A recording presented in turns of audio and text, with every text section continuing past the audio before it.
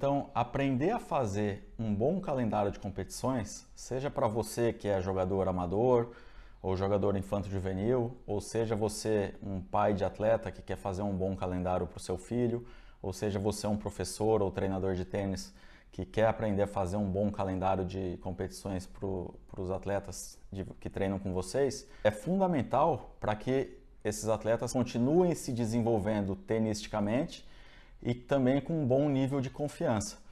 Porque se eu jogo praticamente só torneios fortes, então eu vou ali e jogo num ano, vou jogar só torneios brasileiros. Um garoto que não tem tanta experiência, não tem tanta qualidade técnica ainda.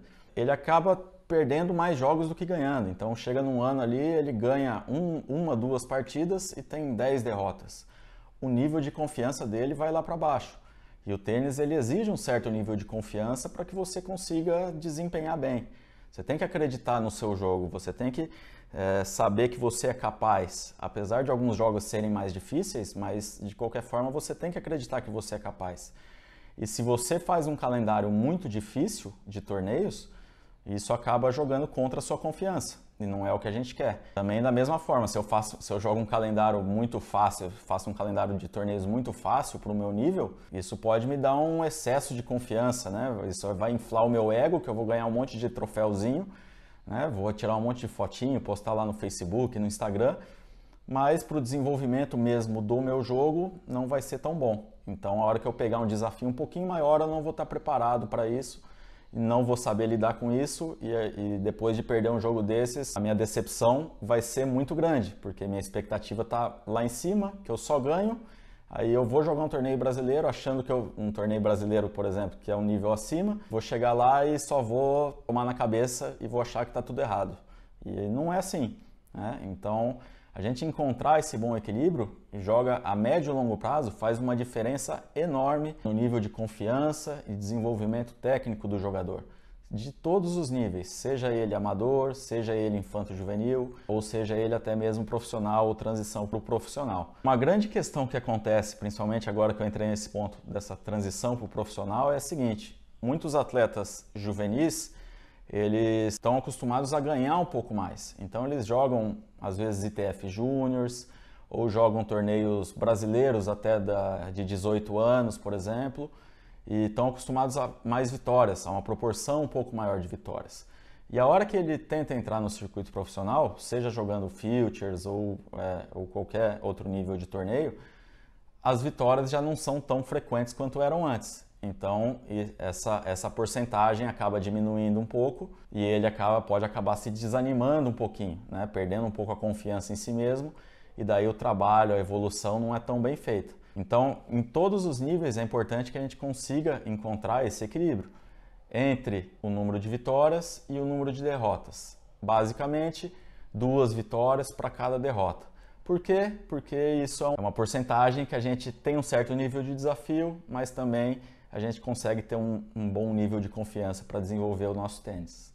E se o atleta ou jogador não elaborar um bom calendário de competições, ou não elaborar nenhum calendário de competições, o que acontece? Na verdade, ele acaba deixando o desenvolvimento dele ao acaso, a esmo, né? Então ele não consegue, ele não tem uma referência para fazer um bom planejamento de treinos, ele não sabe quando que ele vai competir, em qual época do ano ele vai ter um tempo um pouco maior para treinar, ele acaba deixando a preparação dele ao acaso. Isso não é bom. Se a gente pensar, todos os grandes atletas de outros esportes também, do tênis e também de outros esportes, todos têm um planejamento muito bem feito. Então, todos é um planejamento muitas vezes desde que a pessoa nasce, até antes mesmo dela entrar no esporte. Então, todo o desenvolvimento dos reflexos, desenvolvimento motor, se inicia já desde do nascimento. E tudo isso é um planejamento. Então, todos têm fases sensíveis de desenvolvimento. Então, eu tenho a fase sensível para desenvolvimento de velocidade, de força, outros aspectos físicos. Então, eu tenho que saber mais ou menos também entender um pouco disso para que eu consiga elaborar um bom calendário de competições, juntamente com essa boa preparação, bom planejamento de treino, para que assim eu consiga evoluir mais e consiga me destacar e ter melhores resultados, ganhar mais partidas. Então, entre um jogador que não faz o planejamento e um outro jogador que faz um bom planejamento, a médio e longo prazo é uma diferença enorme de resultado. 1 grau que ele mudar aqui, ó, que ele mudar de diferença, lá na frente vai ser uma diferença enorme. O famoso efeito borboleta, né? Uma mudança, um ajustezinho em uma coisa pode causar uma diferença enorme lá na frente. Então, é sempre importante que o atleta ele tenha essa noção para fazer um bom calendário de competições. Podem existir outros critérios? Podem. Não é a única maneira. Acredito que tem outros treinadores que tenham outros critérios e tenham suas convicções. Mas essa é uma maneira que, pelo menos para mim, tem me servido muito bem para o desenvolvimento dos meus atletas.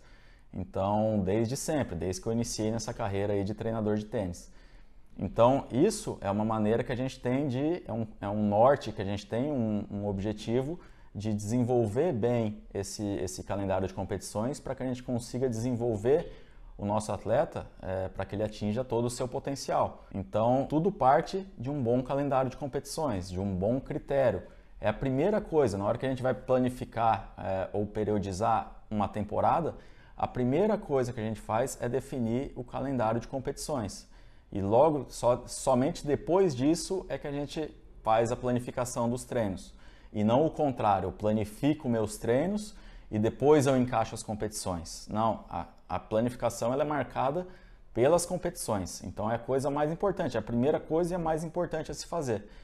Depois disso, a gente planifica os treinos e tenta se preparar da melhor forma para que a gente possa desempenhar bem e ter um bom rendimento aí nas competições. Existe uma exceção em que fazer um calendário de competições pode não ser tão bom. E essa exceção, eu fazer um calendário de competições muito errado para o meu nível de tênis. Então, é igual se a gente pensar numa analogia, é igual eu ter um mapa para encontrar um tesouro. Se eu tenho um mapa errado, eu vou seguir o mapa e nunca vou encontrar o tesouro. Nesse caso, entre ter um mapa errado e não ter um mapa, eu prefiro não ter um mapa. Mas entre não ter um mapa e ter um mapa razoavelmente que me leve mais ou menos no sentido, pelo menos na direção correta, é lógico que é muito melhor eu ter esse mapa. Então, se eu não tenho nenhum critério para estabelecer um calendário de competições, acredito que seja mais proveitoso até eu não fazer nenhum, do que tentar só falar, eu quero jogar essa competição, essa e essa. Muitas vezes até por ego, né? Eu jogo a categoria A aqui na minha cidade. Eu jogo torneios brasileiros, mas o garoto não passa uma rodada no torneio. Eu jogo agora torneios COSAT, sul-americanos, mas também só vai ali, só toma 6-0, 6-0. Para que serve isso? Para o desenvolvimento dele? Para nada. Serve para baixar a confiança e inflar o ego, que a gente tem que buscar justamente o contrário. Né? Subir a confiança e diminuir o ego. Aprender a perder, saber onde é o nosso lugar. Né? Isso é fundamental para que a gente consiga trabalhar bem e evoluir. Então, fazer um bom calendário é fundamental, mas fazer um calendário errado ou muito errado pode ser também muito prejudicial. E é o que acontece na maioria das vezes por ignorância mesmo do próprio jogador ou dos responsáveis, ignorância no bom sentido, porque pelo fato de não conhecer, né, não ter um critério, de não saber como fazer isso, não entender de como funciona a psicologia, e daí eles acabam indo um pouco pelo ego. Eu acho que o meu filho tem que jogar torneios mais fortes. Eu acho que... Só que às vezes o pai não joga tênis, nunca conversou com o treinador, enfim.